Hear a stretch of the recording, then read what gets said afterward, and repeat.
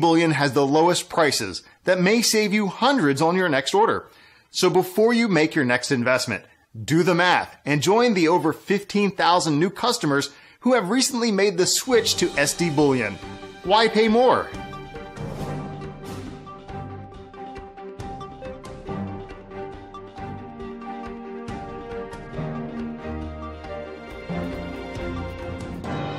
Mentioning that the dollar is at national security risk, you've talked about before about this idea of an economic reset, and the fall of the dollar really is a very important part of this economic reset that you talk about. I was thinking for the rest of the interview we could discuss more specifics about the economic reset. So before we get into more specifics about the economic reset, for our new viewers, did you want to give us an overview of what the economic reset is, some of its recent history, and some of the deception and delays surrounding it? It was probably around late 2013 that the world superpowers, and I'm talking about, England, U.S., Germany, France, China, and Russia, they all had a big powwow and said, the dollar cannot continue to be the global reserve currency. You can't have QE, which is quantitative easing, which is bond purchase program off printed money. You can't have unsterilized hypermonetary inflation for the global reserve currency. And the stupidity and recklessness of that, combined with the lack of the public perception that it is folly, highlights the ignorance in the Western world as to what money and monetary policy is. You cannot print money on the global reserve currency. You can't do that. That's putting Zimbabwe on a global scale. You can't do that. You can't undermine Korea's savings account in the form of treasuries. Countries don't just save treasuries to buy crude oil. They save treasuries to serve as the foundation for their banking system, and you can't undermine that with hyperinflation of the same object. You can't do that. You wreck the global economy. You cause capital destruction on a global scale, and that is precisely why the global economy is not recovering. We're attacking the capital. So these major nations of the world got together in 2013 and decided that we needed a transition to be safe and smooth to get away from the dollar as the currency for global reserve.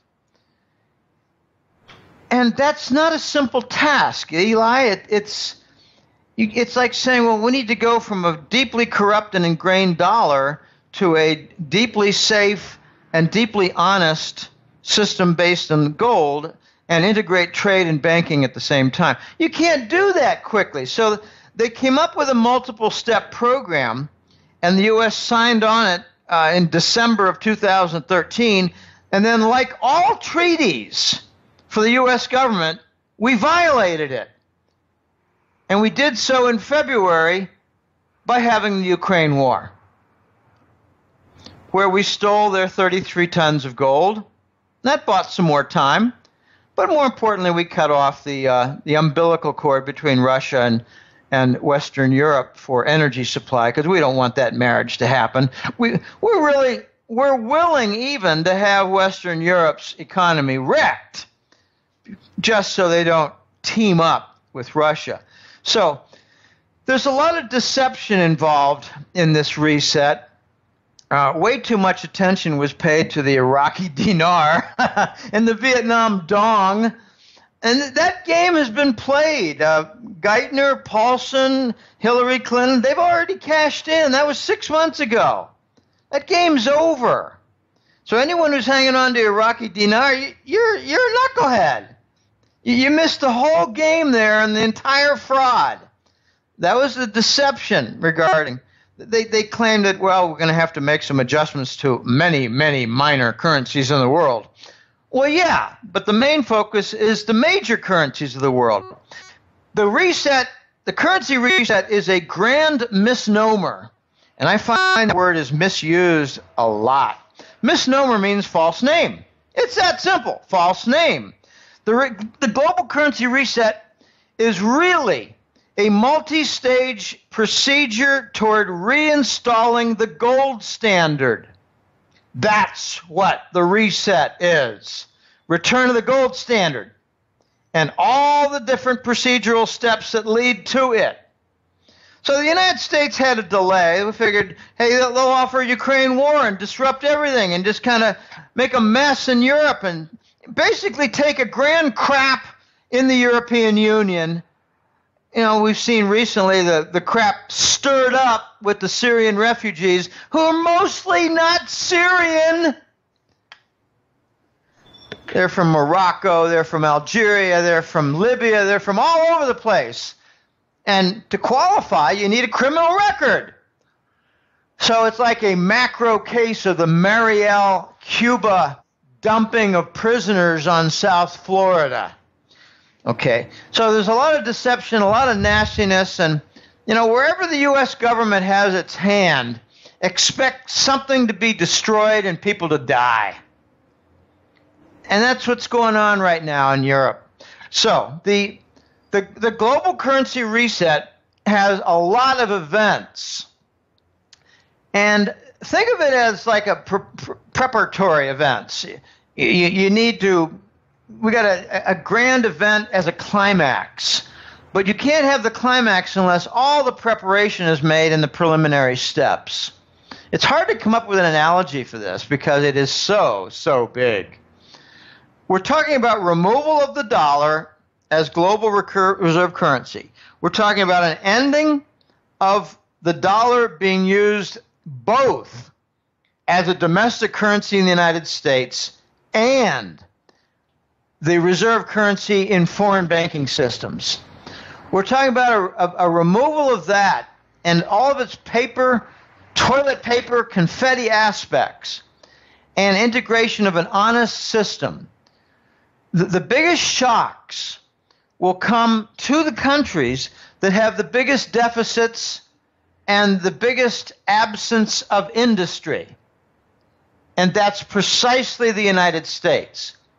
So the United States has been interfering and delaying with its integration because I call it a slipping into the third world. The United States has $1 trillion federal deficit every year. I forecast that in 2009, and that's turned out to be a correct forecast. Every year, $1 trillion. But every year they come up with some doctored nonsense and say it's only $550 billion this year, only $580 billion this year, only $600 billion this year. Bunch of nonsense.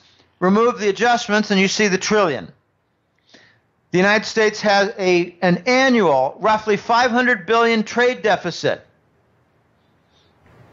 If you have an honest, legitimate currency for just the U.S. nation used on a domestic basis only, you're going to see radical sequence of devaluation, I think on the order of 80% in maybe 3 or 4 steps.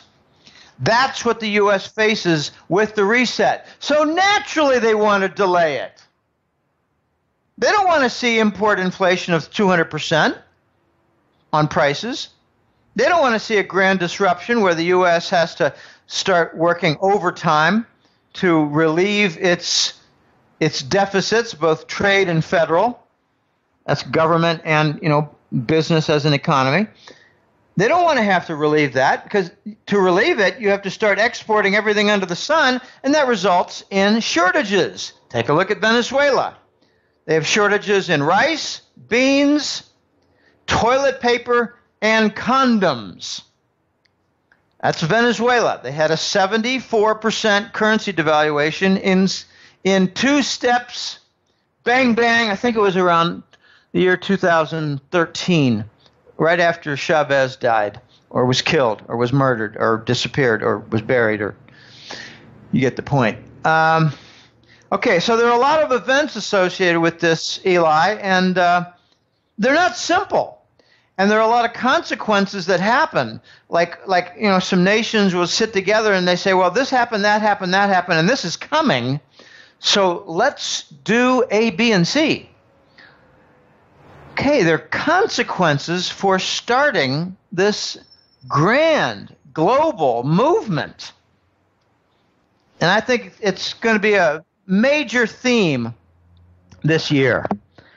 Got several things that have already begun, several things that are in motion, several things that are announced as soon, and it's exciting. It's like being at a boring play, and the first 3 acts are done, and finally, okay, acts 4, 5, and 6 are happening now, and this is where big, big things are happening.